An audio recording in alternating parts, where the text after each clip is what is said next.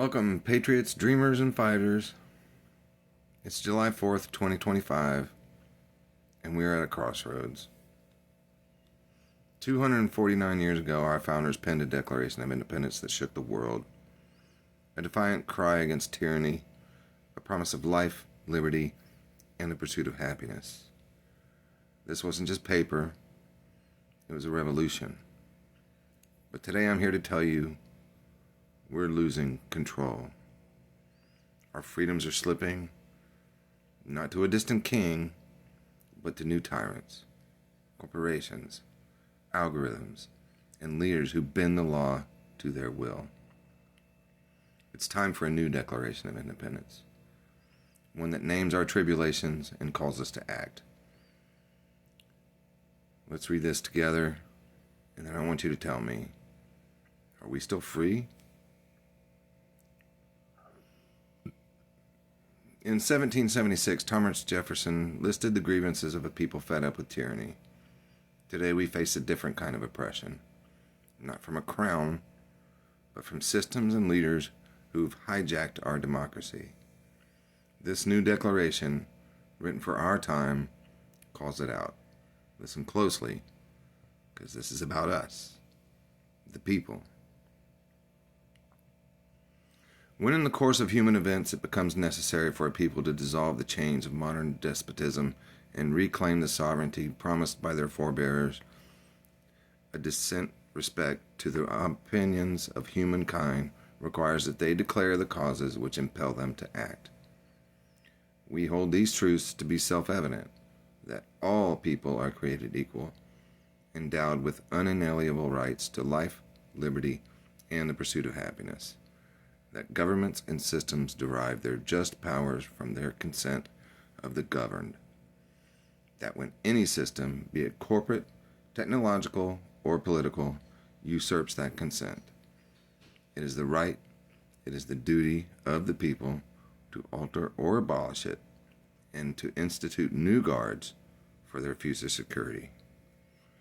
Such has been the patient sufferance of the American people in 2025.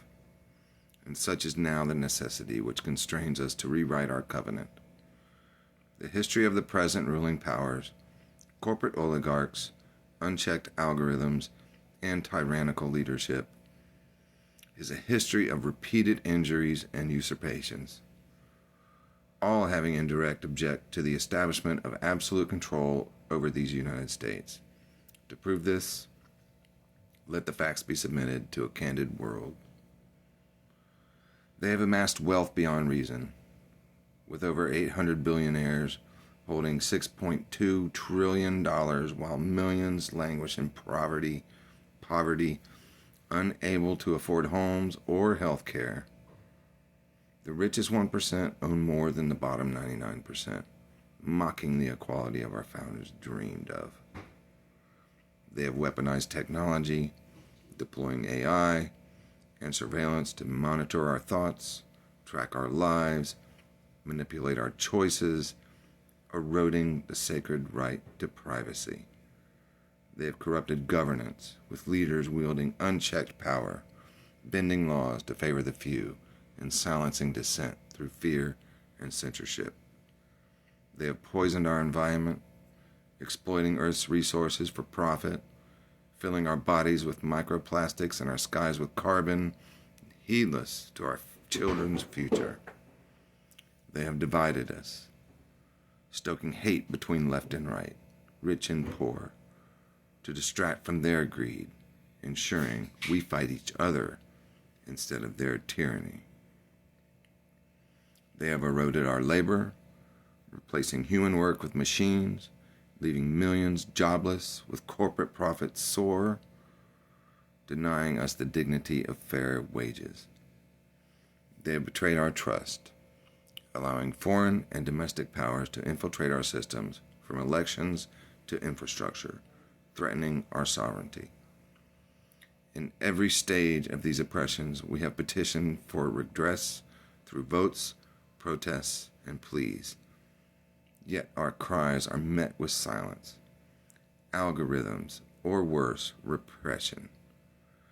A leadership, corporate or political, whose character is thus marked by acts of tyranny, is unfit to rule a free people.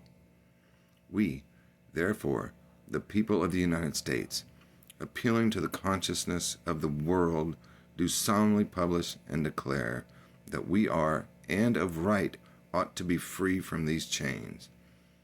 We demand a new system, where power returns to the people, where technology serves us, not enslaves us, and where justice, not greed, governs. For this, we pledge our resolve, our courage, and our sacred honor. That's the new declaration. It's not just words, it's a wake-up call. We're not ruled by a king anymore, but by a web of power we didn't choose. Billionaires hoarding wealth, AI watching our every move, leaders dodging accountability. Are we really in control? Let's talk about what's at stake. In 1776, the founders stood up to a king who taxed them without consent. Today, we're taxed by corporations who jack up prices while paying no taxes. We're taxed by surveillance that steals our data. We're taxed by leaders who ignore us unless it's election season. The original declaration said it's our duty to throw off tyranny when it threatens our rights. In 2025, that tyranny is not just one person, it's a system. People are fed up. I read on X this morning, one user posted, AI is ruining my life and I didn't sign up for this. Another said, politicians serve billionaires, not us. That's the pulse of America right now. We're awake, but are we acting? This new declaration isn't about violence. It's about reclaiming power. It's about saying enough to the leaders who act like tyrants, to companies that threaten us with data points, to a future where just cogs in a machine. So what do? First, we need to rewrite the rules together. This new declaration is a start, but it needs you. This is our moment, July 4th, 2025. It's not just a holiday, it's a chance to reignite the revolution our founders started. They fought for us. Now we must fight for our kids, our future, and our freedom. Stay tuned, and let's make history. Peace out.